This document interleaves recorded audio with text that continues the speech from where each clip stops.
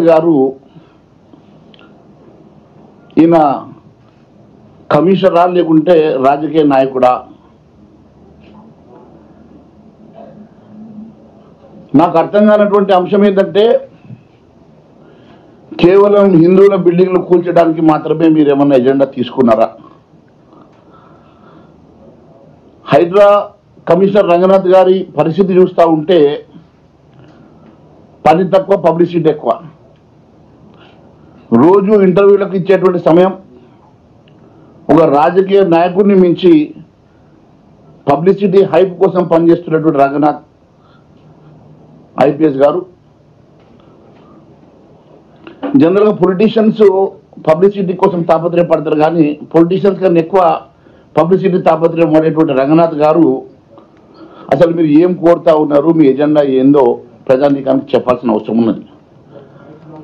IPS అధికారులు వారి వృత్తిలో భాగంగా అవసరమైతే తప్ప మీడియా ముందుకు రారు, కానీ ఎక్కడ పడితే అక్కడ ఎవరికి పడితే వారికి ఇంటర్వ్యూలు ఇస్తూ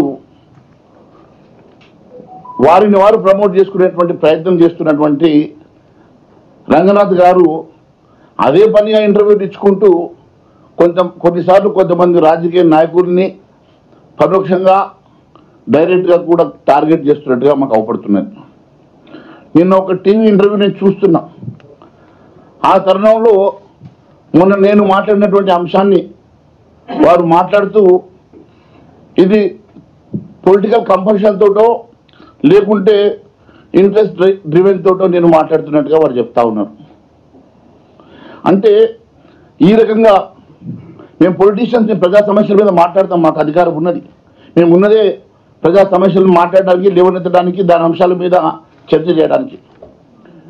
మీకు నిజంగా అంత షోకుంటే కాకి బట్టలు వదిలేసి కద్దరు బట్టలు వేసుకొని రండి.